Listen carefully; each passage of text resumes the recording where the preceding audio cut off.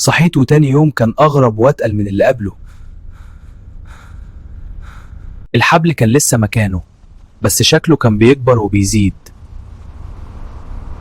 حاولت أرميه بعيد، قلت خلاص هخلص من اللعنة دي، لكن في ثانية لقيته راجع في إيدي تاني زي السحر. كل ما كنت ببعد عنه خطوة كان بيشدني أقوى، وفجأة حسيت بوجع رهيب في رقبتي، كأن في إيد بتخنقني. الهوا بدأ يهرب مني، والنور في عيني كان بيضلم.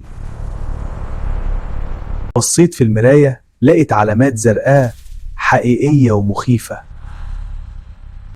فهمت إن الحبل ده مش مجرد خيط، ده مربوط بروحي.